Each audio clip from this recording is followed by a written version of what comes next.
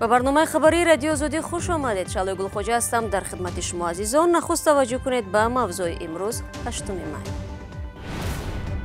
در استانه روز غلبه مقامات توجیکستان به برگزاری پولک جاویدان اجازه دادند. یک خانواده توجیک از سرنوشت سربازی گمنامش آگاه شد. با سامانه اینترنتی در اومدیم گفتیم پدر کمپیر مامامون یافتیم. در حقیقت بعد فهمیدیم که همون آدم گذشته بوده است.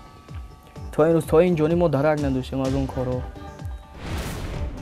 ایران قدرت‌های جهانی را درباره قرار ختم اجرای برخی عهده‌داری‌هایش از روی سازش هسته‌ای سال 2015 آگاه کرد. و نوبت‌پایی برای گوشت. بعضی از تاجران بازارها در دکان‌هایشان را بسته می‌گویند با چنین قیمت‌های معین شده نمی‌توانند به تجارت گوشت مشغول شوند. 45 сомон пушта баркаш меган гирем. Ба ҳамин хотир охи ҳар ки қасоба базалал ҳама қасоба банкрот шидан охи. базалаи худшон намекунанд.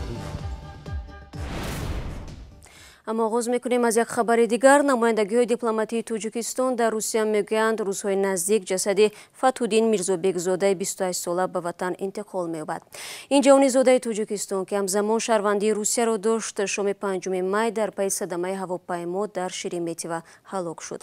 فتح‌الدین ساکن دهه زرنیسار بوده. همدیگانش میگویند اون در یکی از زوادهای مسکو فعالیت میکرد. از این جوان در توجیکستان یک فرزند یتیم ماند. بر اثر صدمه هواپیمای روسی در فرودگاه شیرمتیو مسکو 41 نفر هلاک شده، 31 کس دیگر جان به سلامت بردند. مقامات توجیکستان برای برگزاری راهپیمایی پولک جاویدان اجازه دادند. قرار است این چهاره‌بینی صبح روز 9 می در شهر دوشنبه صورت بگیرد.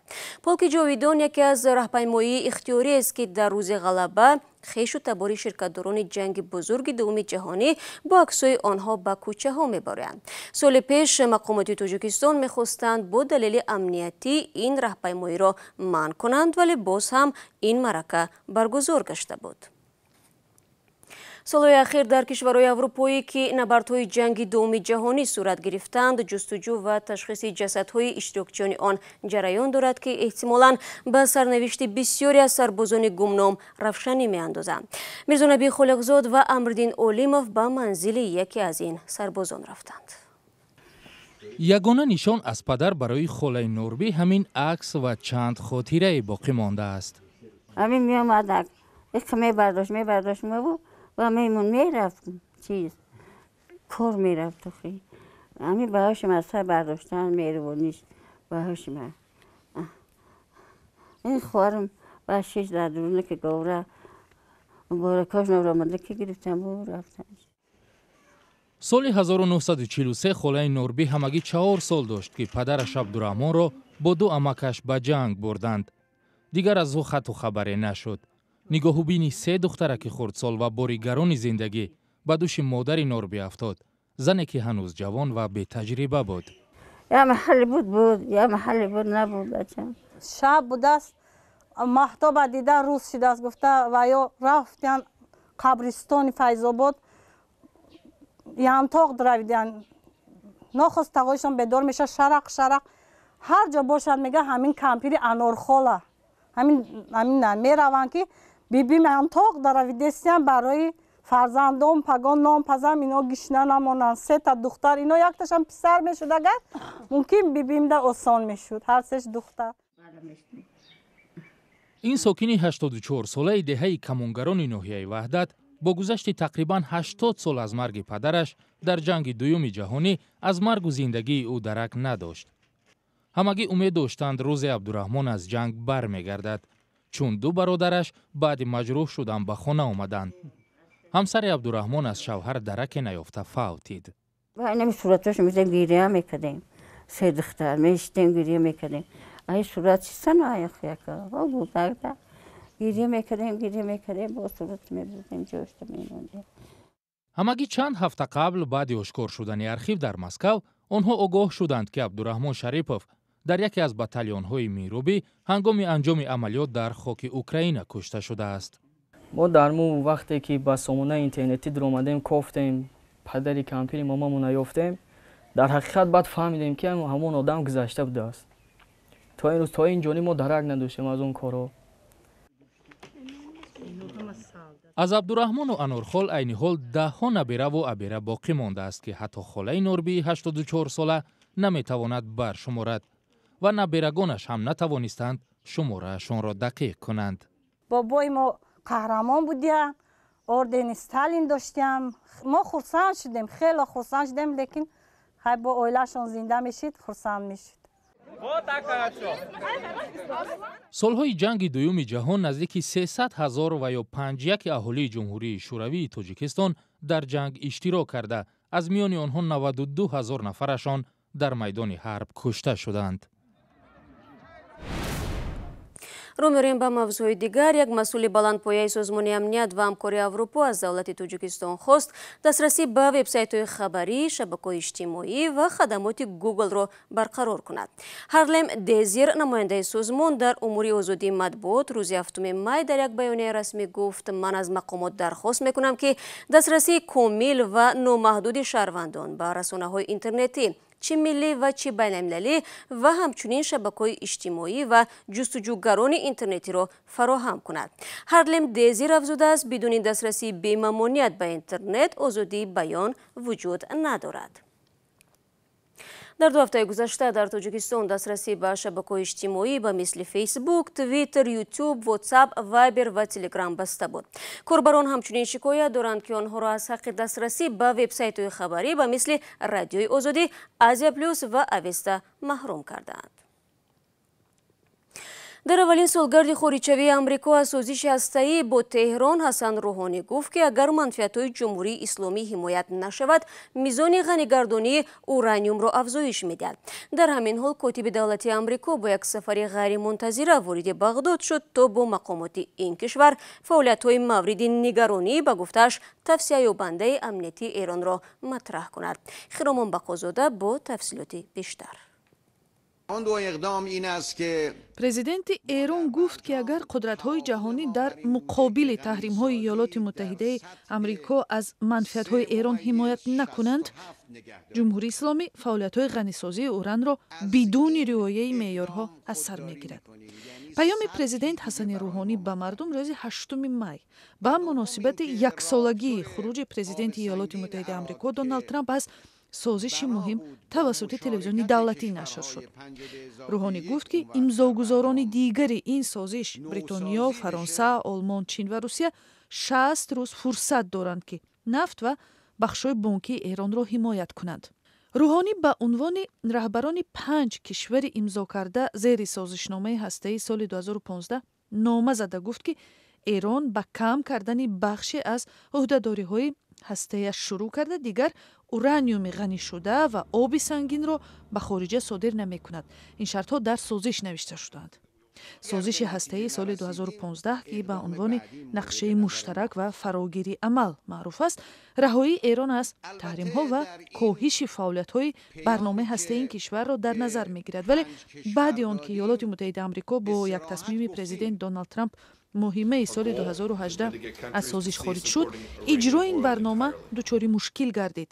Трамп гуфт ки дар созиш ҳеҷ чизе дар бораи хатми фаъолиятҳо дар самти рушди мушакҳои баллистикӣ ва ё кӯмакҳои Теҳрон ба проксиҳои ховари миёна гуфта нашудааст.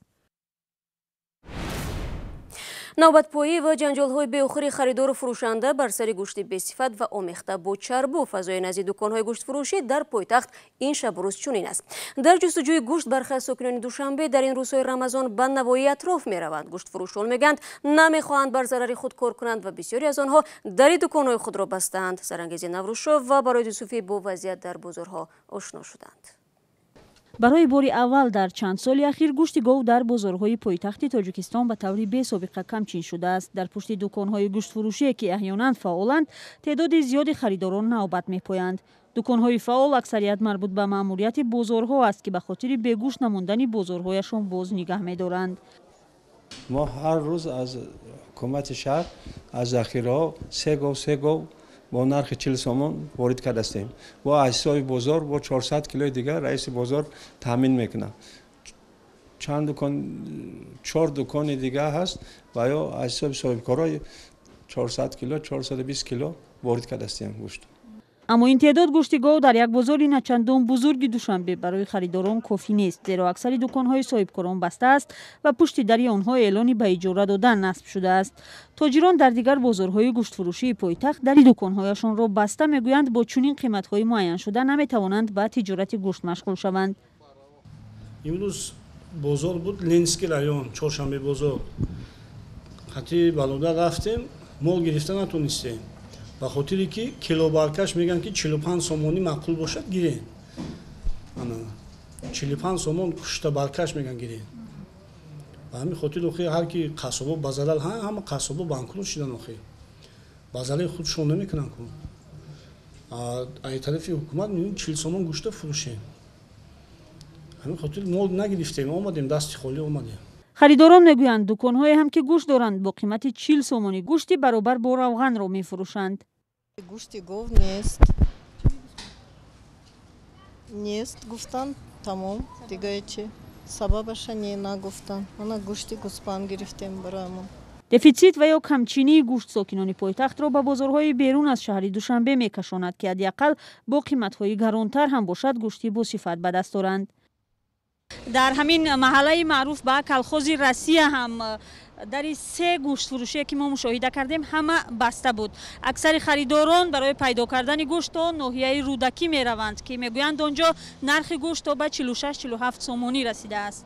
мақомоти шаҳрдории Душанбе эълон карда буд ки барои таъмини сокинон ба гӯшт ва танзими нархи он дар моҳи шарифи Рамазон дар 4 гӯшаи пойтахт ярмаркаҳои фурӯши гӯшт ва маҳсулоти кишоварзӣ таъсис додааст.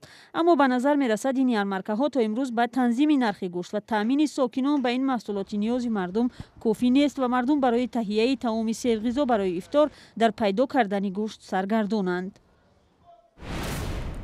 таи чанд рӯзи ахир корбарони озоди видео дар бораи муваққатан баста шудани масоҷид дар ноҳияи Нуробод ба мо муроҷиат мекарданд. ба гуфтаи онҳо чунин иқдом бинобар даъвати ҷавонон ба артиш роҳандозӣ шуд. дар пайин шикоятҳо ҳафтаи гузашта ҳамкорони мо ба ноҳияи Нуробод сафар доштанд ва бар пояи назари мақомоту сокинон дар ин бора гузориш омода карда буданд. Шодмони Ятим мегӯяд ин субҳ сокинони ноҳия бо онҳо тамос гирифтанд. баъд аз нашри хабарҳо дар бораи манъи намози ҷумъа дар ноҳияи Нуробод субҳи 8 май чанде аз сокинони ноҳия ба радиои озодӣ занг зада аз боз шудани дари масҷидҳое ки қаблан баста шуда буданд хабар доданд. радиои озодӣ ҳам дар ин бора гузориш нашр кард. сокинон масҷидҳоеро дар назар доранд ки бо сабаби камбуди ҳуҷҷат фаъолияташон манъ шуда буд. аз рӯи иттилои мақомоти ноҳияи Нуробод давоми 3 соли охир 42 масҷид ба ҷойҳои ҷамъиятиву фароғатӣ табдил шудааст. ҳоло маълум нест мақомот дари чанд масҷидро дар ин ноҳия дубора боз карданд. худи масъулони дини ноҳия гуфта буданд тасмим доранд ба масҷидҳои басташуда дубора иҷозаи фаъолият диҳанд. моҳи майи соли 2018 рӯйхати зарурат барои шудани масҷидҳо пешниҳод кардаги будем ва кардагим овози дар омӯзиш ки вай шавад ваёшон ба вай мерасонем. иҷоза дода мешавад ки фаъолият баром. дар 105 деҳаи Нуробод 44 масҷид расман фаъолият мекунад ки 4 тои он масҷиди ҷомеъ аст. хабари боз шудани дари масҷидҳо дар Нуробод дар ҳолест ки рӯзи гузашта сокинони деҳаи Пушкини ноҳияи Ҷалолиддини Балхӣ гуфтанд мақомот масҷидашонро бастанд. сокинони деҳаи Пушкин ба радиои озодӣ аксеро фиристоданд ки дар он ба дари масҷид муҳр зада шудааст. дар нома гуфта шудааст ки бо фармони раиси ноҳияи Ҷалолиддин Балхӣ ба хотири пурра набудани ҳуҷҷатҳои масҷид ва тозагии он ва саркашӣ кардан аз хизмати ватан масҷид муваққатан баста мешавад. масъулони ноҳияи Балхӣ тасдиқ карданд ки ба сокинон чунин ҳушдор дода буданд вале онро амалӣ накарданд. 15 дақиқае ки дар ихтиёр доштем ба поён мерасад. аз он ки то охири барнома моро ҳамроҳ будед ташаккур мегӯем ва ҳамин гуна даъват мекунем ки навору гузоришҳои ҷолиби моро аз канали мо дар YouTube бо номи Озоди видео тамошо кунед. вебсайти радиои Озодӣ низ дар хидмати шумо азизон аст. www.ozodi.org. фардо субҳи барвақт навиди бомдодӣ тақдиматон мегардад. фаромӯш накунед азизон. то фардо. худо нигаҳдор.